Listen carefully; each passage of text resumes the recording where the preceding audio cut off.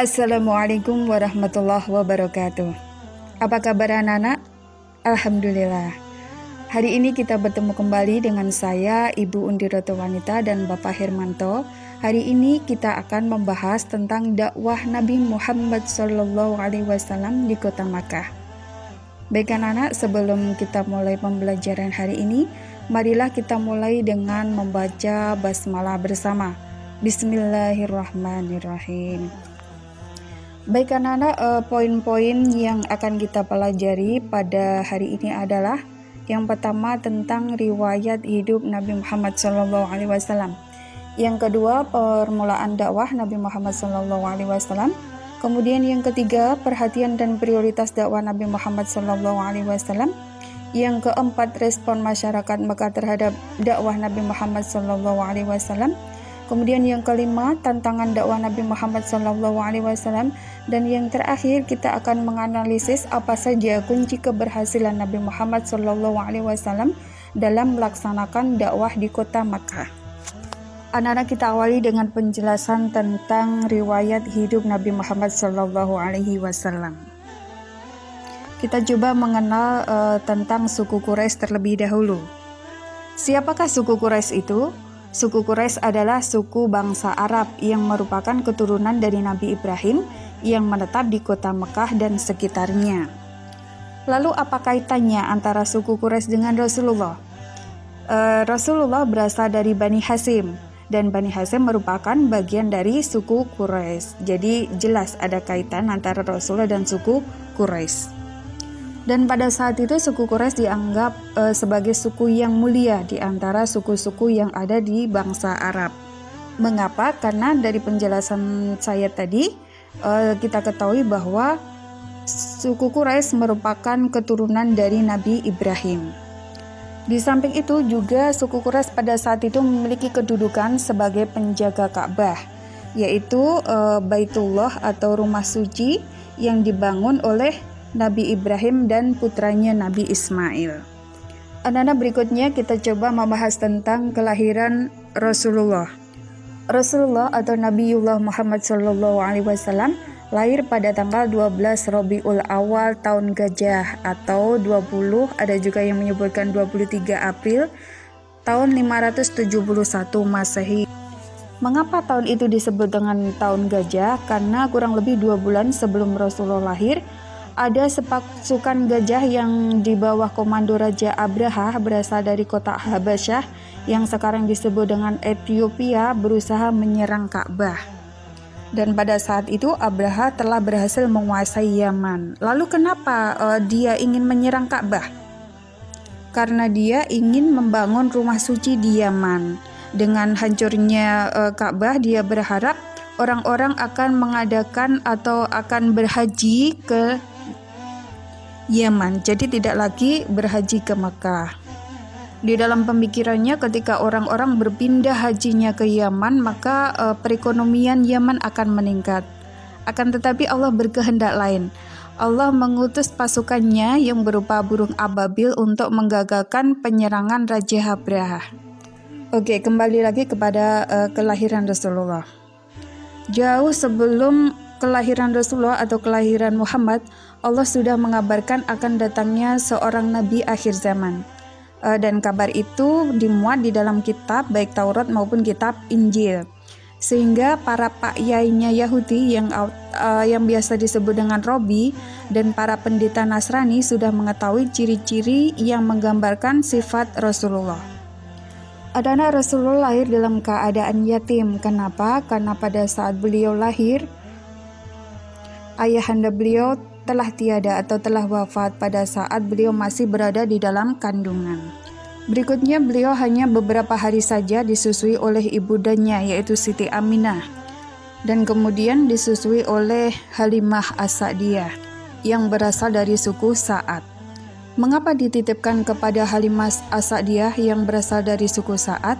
Karena memang pada saat itu ada satu kebiasaan para bangsawan Mekah untuk menitipkan anaknya ke daerah perkampungan. Kenapa? Karena mereka berharap dengan daerah perkampungan yang masih murni, yang udaranya masih fresh, masih segar, bisa membuat anak-anak tumbuh dan berkembang dengan baik. Dan pada saat itu suku Sa'ad memiliki tingkat kesusastraan yang sangat tinggi. Ada banyak hal yang sangat istimewa yang terjadi pada Muhammad selama dalam pengasuhan Halimah As-Sa'diyah. Di antaranya selama mengasuh Muhammad kecil, keluarga Halimah As-Sa'diyah menjadi keluarga yang sangat berkecukupan. Awalnya dombanya yang sangat kurus, akhirnya dengan mengasuh Muhammad bisa gemuk-gemuk dan berkembang dengan sangat baik. Di samping itu juga ada kejadian yang sangat luar biasa, yaitu pada saat Rasulullah diambil oleh malaikat Jibril untuk dibelah dadanya, kemudian diambil hatinya untuk disucikan dan dikembalikan lagi ke tempat semula.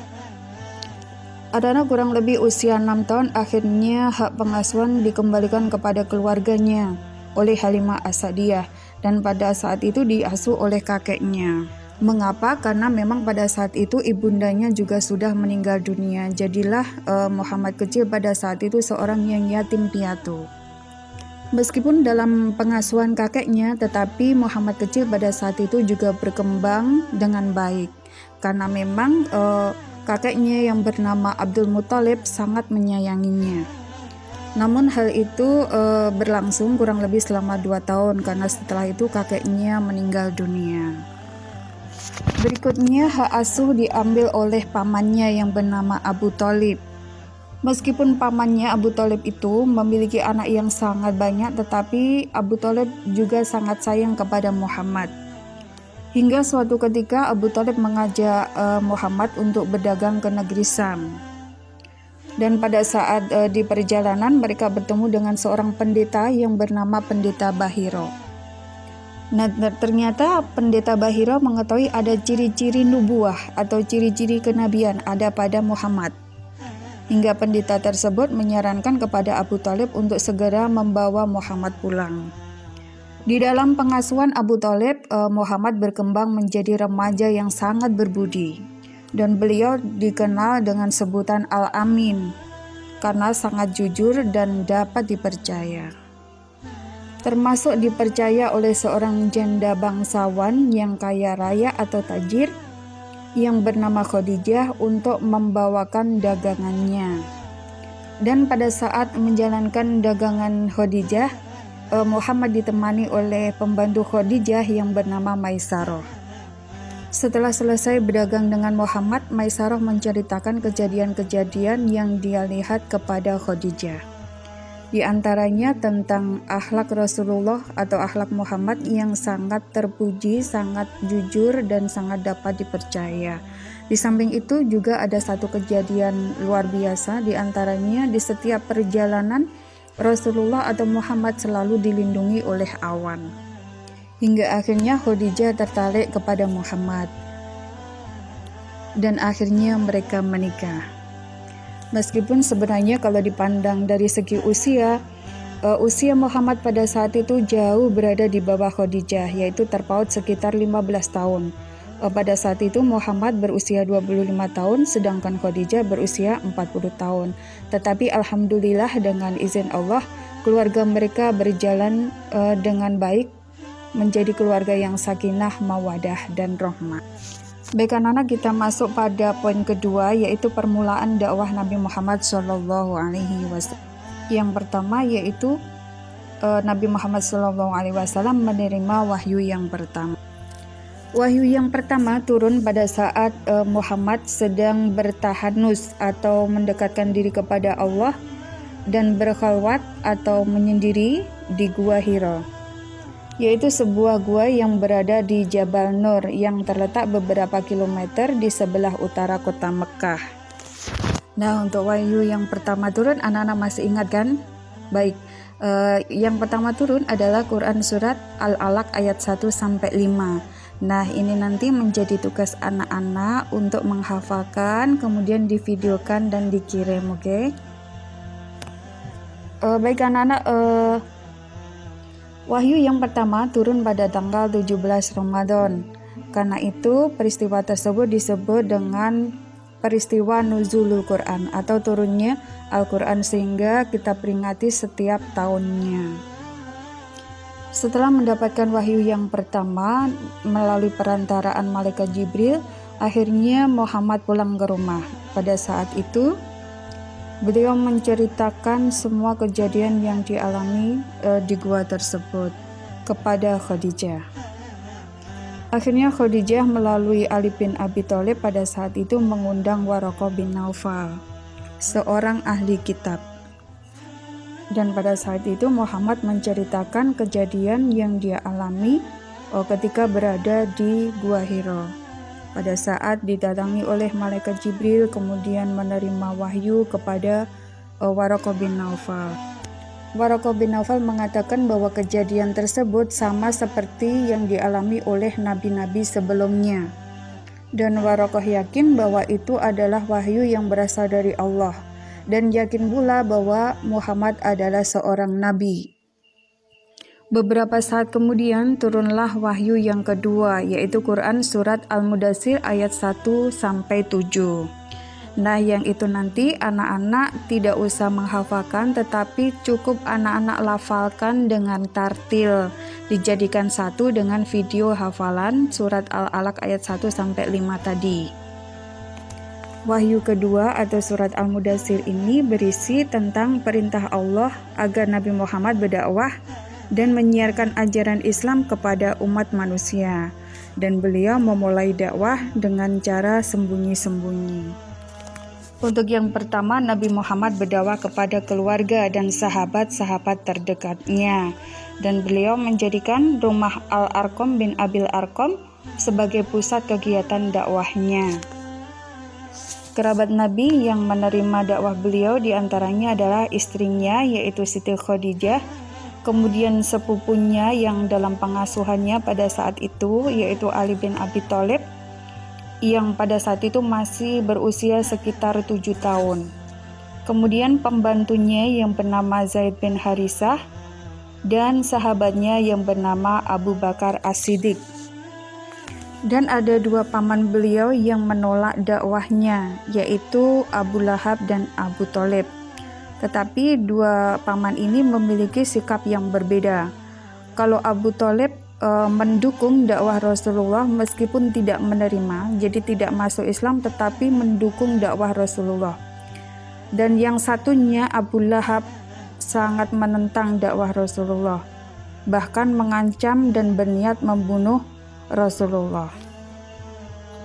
Wahyu berikutnya yang turun adalah Quran surat Al-Hijr ayat 94, dan itu berselang selama 3 tahun dari wahyu yang kedua. Apa isi dari surat Al-Hijr ayat 94 itu? Isinya adalah perintah untuk berdakwah secara terang-terangan. Nah, tugas anak-anak lagi, jadi tugas yang ketiga yaitu anak-anak melafalkan saja atau membaca dengan tartil Quran surat Al-Hijr ayat 94 menjadi satu dengan yang pertama dan kedua tadi. Nah, setelah turun surat Al-Hijr ayat 94, akhirnya Nabi Muhammad SAW berdakwah secara terang-terangan ke seluruh lapisan masyarakat dari semua golongan, baik golongan bangsawan maupun golongan budak, serta berdakwah juga ke negeri-negeri lain. Dan untuk dakwah pertama kali diadakan di Bukit Sofa. Dan pada saat itu paman beliau yang bernama Abu Lahab juga hadir di Bukit Sofa tersebut, dan beliau menolak dengan keras atau menentang dengan keras dakwah Nabi Muhammad SAW. Hingga oleh anak-anak poin berikutnya yaitu tentang perhatian dan prioritas dakwah Nabi Muhammad SAW. Prioritas yang pertama yaitu mengajarkan ketauhidan. Mengapa? Karena pada saat itu masyarakat Arab jahiliyah memiliki kepercayaan berbagai Tuhan atau politeisme. Ada yang menyembah berhala, menyembah bulan, bintang, jin, ruh, nenek moyang, kemudian menyembah matahari, dan sebagainya. Dan itu bertentangan sekali dengan ajaran Islam. Nah, tugas Rasulullah atau Nabi Muhammad pada saat itu adalah meluruskan kepercayaan mereka untuk hanya menyembah kepada Allah Subhanahu wa Ta'ala. Kemudian prioritas yang kedua adalah menghilangkan kebiasaan masyarakat Mekah yang pada saat itu menyembah berhala. Prioritas yang kedua ini sama dengan prioritas yang pertama, yaitu mengajak masyarakat Mekah untuk meninggalkan kebiasaan menyembah berhala dan hanya menyembah kepada Allah Subhanahu wa Ta'ala. Prioritas yang ketiga adalah menegaskan hari kiamat sebagai hari pembalasan. Pada saat itu masyarakat Arab sebelum Islam tidak percaya sama sekali akan adanya hari kebangkitan atau hari pembalasan atau hari kiamat. Mereka tidak percaya bahwa orang yang sudah mati kemudian hancur tubuhnya bisa hidup kembali. Nah, ini adalah tugas Rasulullah atau menjadi prioritas Rasulullah Muhammad SAW pada saat itu untuk meyakinkan kepada mereka bahwa hari pembalasan itu ada, bahwa setiap kebaikan akan dibalas dengan kebaikan dan begitu sebaliknya. Dengan mempercayai adanya hari pembalasan diharapkan mereka dapat menjalani kehidupan sesuai dengan aturan dan tuntunan Allah Subhanahu wa Ta'ala. Yang menjadi prioritas yang keempat yaitu merubah perilaku masyarakat jahiliyah. Seperti kita ketahui bahwa masyarakat Arab sebelum Islam memiliki kebiasaan atau etika yang tidak baik. Di antaranya suka minum minuman keras, suka merampok, suka berjudi, suka berzina, dan bahkan mengubur bayi perempuannya hidup-hidup. Nah, ini menjadi tugas Rasulullah Muhammad SAW untuk merubah perilaku-perilaku mereka secara bertahap sehingga mereka bisa menjadi manusia yang baik dan benar. Dengan cara apa? Di antaranya dengan cara memberikan contoh atau uswah atau contoh yang baik, jadi uswatun hasanah. Dengan uswatun hasanah yang diberikan oleh Rasulullah diharapkan orang-orang mengikuti akhlak beliau. Nah, anak-anak, untuk sementara demikian penjelasan dari kami. Anak-anak bisa memperkaya keilmuan anak-anak dengan membaca buku paket yang sudah anak-anak pegang. Di samping itu juga bisa membaca artikel-artikel yang ada di internet yang berkaitan dengan materi ini. Oke, thanks for your attention. Assalamualaikum warahmatullahi wabarakatuh.